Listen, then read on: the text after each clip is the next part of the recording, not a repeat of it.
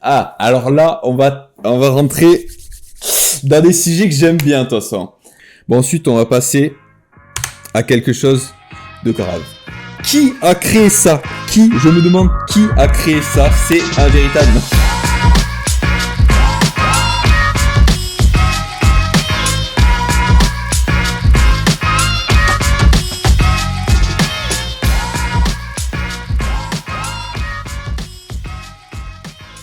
Hello, j'espère que vous allez bien. Mais c'est une intro de youtubeur de ça. Salut tout court. Aujourd'hui, du coup, on est vendredi, petite fin de semaine. Vidéo sur les tendances du web design en 2021. Alors, qu'est-ce qu'on va voir aujourd'hui? On va pas voir que les nouvelles tendances en soi. On va voir les tendances en général parce que bon, les tendances c'est quelque chose qui vit, alors ça évolue.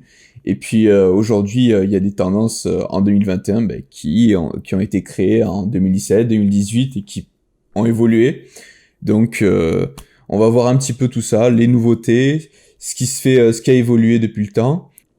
Alors, c'est parti. Hop. 6 tendances du web design en 2021. Plus des ressources parce que je vais vous donner des petits éléments, hop, pour vous permettre de reproduire ces designs. Donc, la première tendance, c'est le grand retour de la 3D, mes amis. Et oui, c'est vrai que la 3D, c'est quelque chose qu'on voyait plus trop ces dernières années parce que c'était quelque chose qui a beaucoup été fait, je pense, c'est au début des années 2000 ou même peut-être début des années 2010, on peut dire, jusqu'aux années 2010. Et du coup, c'est vrai que ça fait un moment que il y a le flat design qui a complètement pris le pas. Notamment, c'est vraiment, je pense, Apple qui a vraiment engagé cette démarche avec tout leur design hyper minimaliste et qui sont magnifiques, soit disant en passant. Et c'est vrai que là, en 2021, ça nous est tombé sur la gueule, le retour du 3D. Alors, la 3D, ça va être beaucoup d'illustrations en termes de personnages, mais aussi beaucoup d'objets. Et franchement, je trouve ça vraiment super, j'aime beaucoup. C'est vrai que ça change pas mal, je l'utilise un peu pour Insta, comme vous le voyez sur mes posts. Et c'est vrai que c'est super sympa. Alors, je vous ai préparé quelques ressources. Je sais pas si vous connaissez le site Humans. Alors, on va cliquer dessus, on va y aller tout de suite. Alors, le site Humans, c'est un site qui va vous permettre de générer en fait des petits bonhommes là, comme vous voyez, à partir de modèles. Alors, c'est disponible sous Figma, il me semble, et sous Blender. Vous voyez, il y a plein de poses différentes.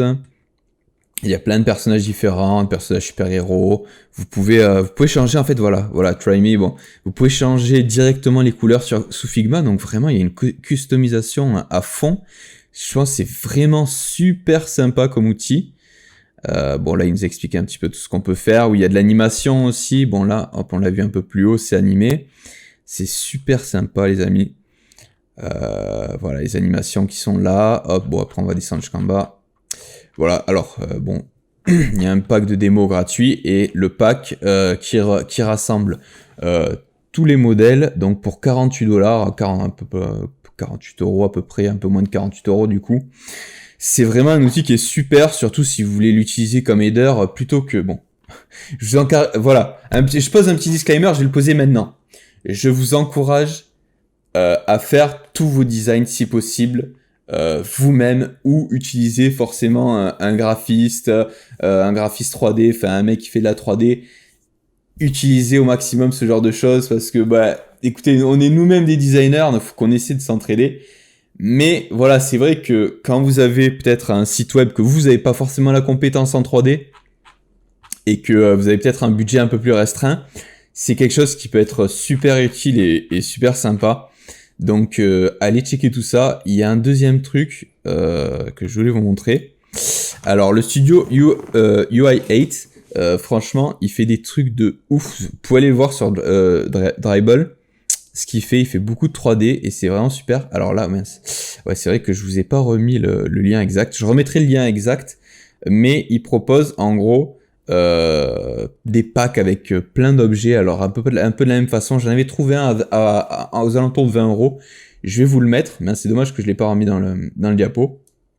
Et pareil, super sympa. Vraiment des trucs de qualité où on peut éditer les couleurs, on peut vraiment faire ce qu'on veut.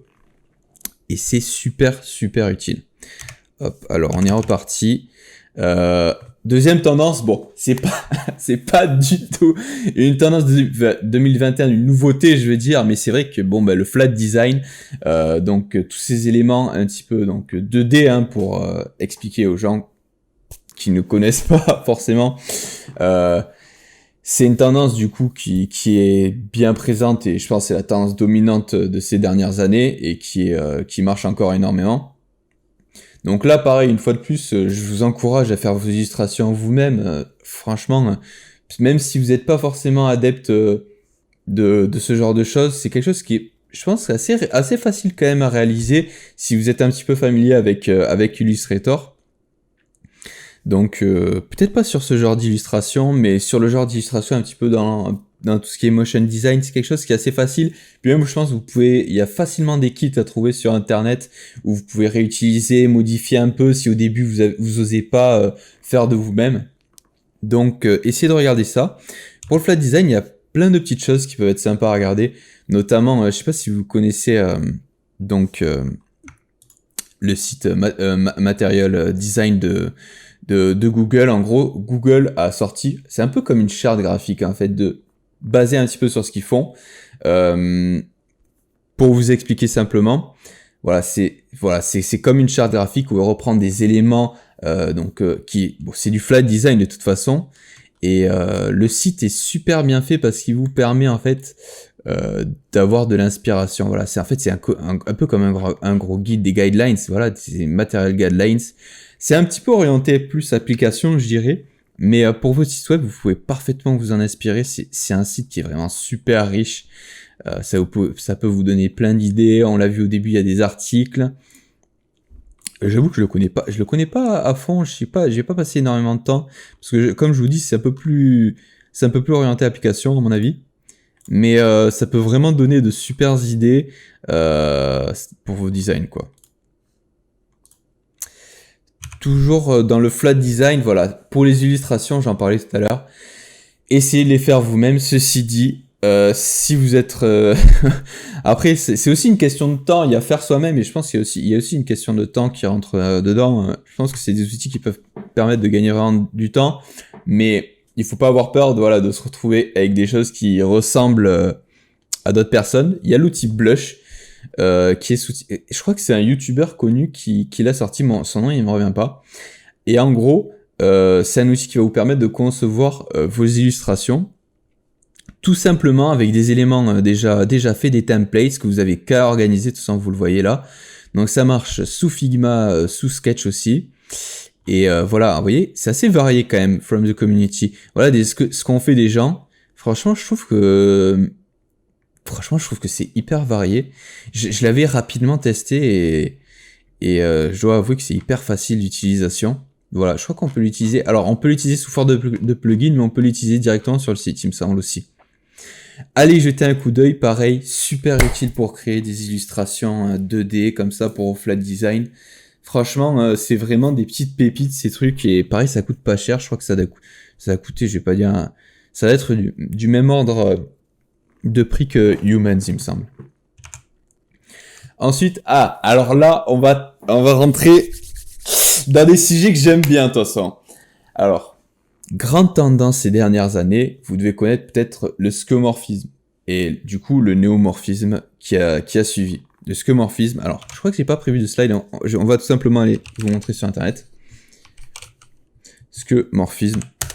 En gros, c'est l'art de réaliser des éléments de façon réaliste.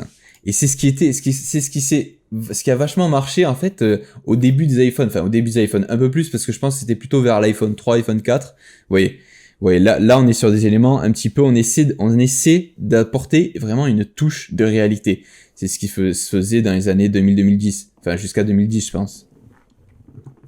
Suite à quoi on est vraiment passé sur du flat design minimaliste. De toute façon, on remarque que c'est vraiment Apple est vraiment impulse énormément de tendances, c'est affolant quand on voit un petit peu l'évolution, l'historique du design web.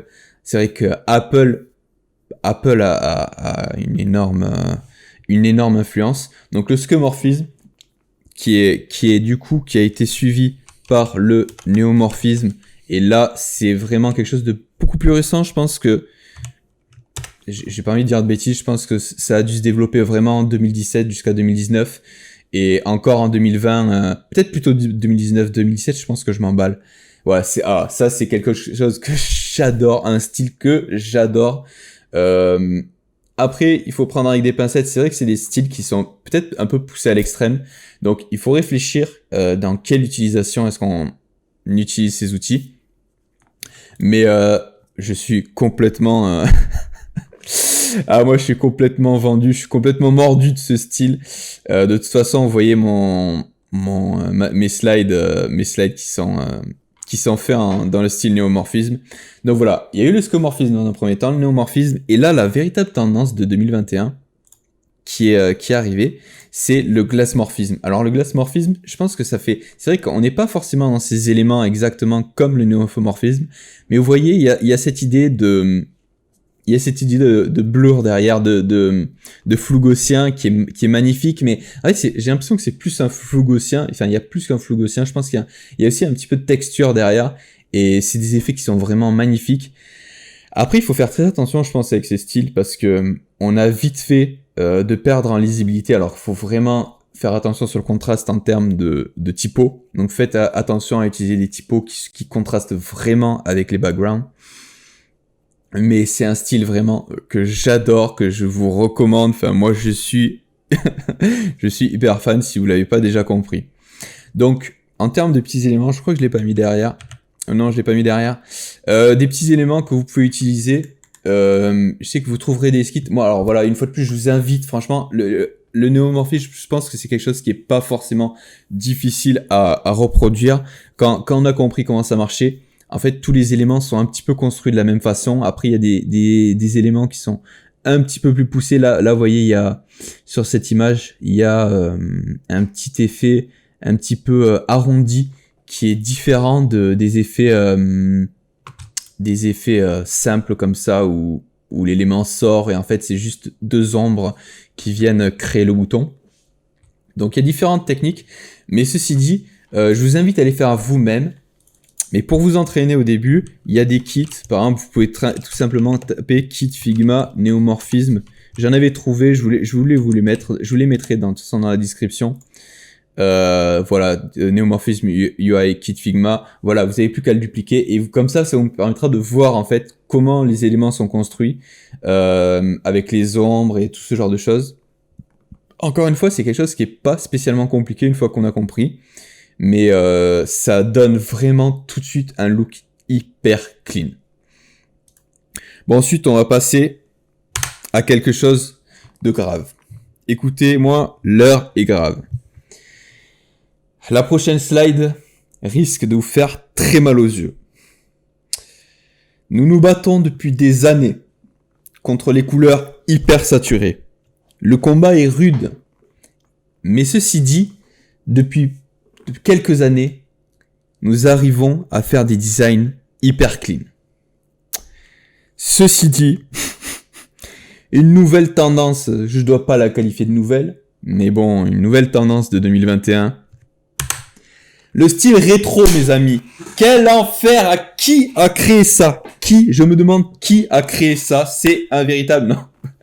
Bon, j'exagère un petit peu, mais c'est vrai que, bon, moi c'est quelque chose que je suis pas fan. Après, les goûts et les couleurs, voilà, dites-moi en commentaire si c'est un style que vous aimez. Moi, je suis pas particulièrement fan parce que j'aime pas tout ce qui est hyper saturé. Forcément, si j'aime le néomorphisme, je pense qu'il est à l'opposé total du style rétro des années 80, avec des couleurs très saturées, des visuels hyper cartoon un petit peu dans ce style. Ouais, on va cliquer sur le site. Page not found. Ah mince, ça marchait. What the fuck les amis, ça marchait à tout à l'heure. Je pense que j'ai oublié je crois que ça doit être HTTP.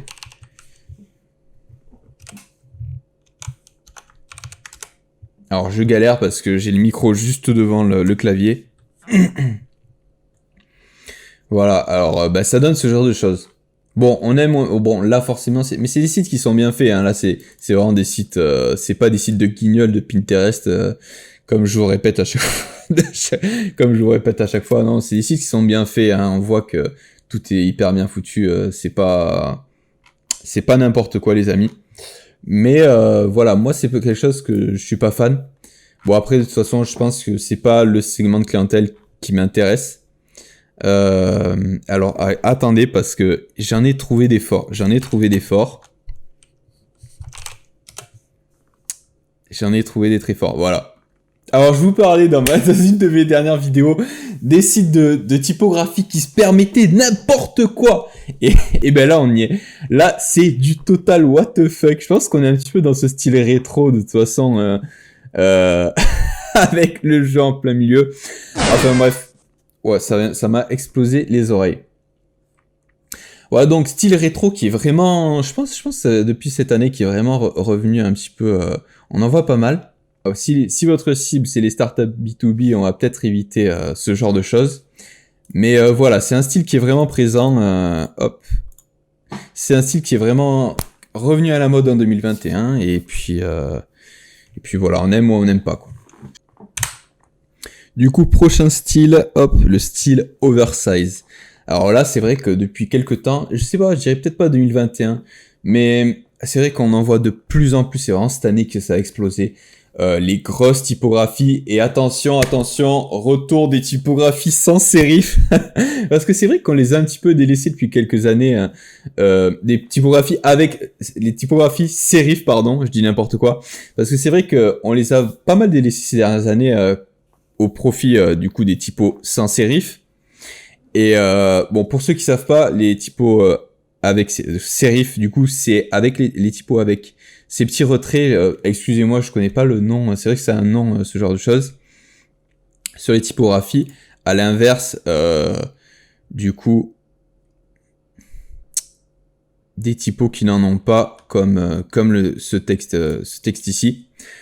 Donc voilà, là c'est le design d'un studio, et vous voyez, il y a vraiment ça c'est vraiment quelque chose qu'on voit beaucoup en ce moment. Donc l'oversize, que ce soit pour la typo, mais les visuels aussi sont vraiment énormes. Et voilà, franchement, je trouve ça assez sympa. C'est sûr que là, on risque pas de manquer de lisibilité. Et là, il y a un petit effet, vous voyez, il y a aussi un petit effet derrière de flou, un peu comme le glassmorphisme, enfin bref. Du coup, c'est quelque chose d'assez sympa. Bon, ça laisse vraiment la place. Après, je me demande, est-ce que c'est des choses qu'on a envie de faire sur le site de nos clients? Je sais pas, parce que je pense que c'est des designs assez poussés un petit peu à l'extrême. C'est vrai que c'est tellement énorme, en fait, où je me demande même si on n'y perd pas en lisibilité. C'est fou de dire ça, mais c'est vrai que on se dirait plus c'est gros, plus c'est lisible, mais en fait, je suis pas complètement sûr, parce que ça, typiquement, je ne le lis absolument pas. Donc bon voilà, là c'est un studio, forcément, je pense que les studios ils se laissent un petit peu plus de liberté que par rapport directement au site de leurs clients. Mais voilà, il faut garder ça en tête une fois de plus. Et du coup, dernier style 2021. Alors bon, c'est absolument pas un style de 2021, la parallaxe, vous allez me dire, mais je pense qu'on arrive vraiment à quelque chose de poussé ces dernières années et des utilisations différentes qu'on avait avant. Avant, c'est vrai que bon, la parallaxe, ça se résumait à peut-être l'aérosection avec l'effet, les background fix et tout, quelque chose d'assez simple.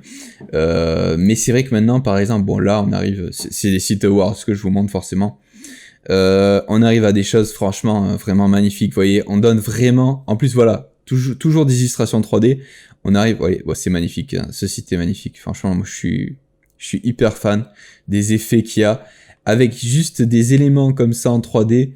En plus, on peut voir que au fur et à mesure que si on bouge la souris, il y a un effet, il y a aussi un effet, il y a vraiment, en fait, on donne vraiment là un effet de 3D magnifique avec la parallaxe.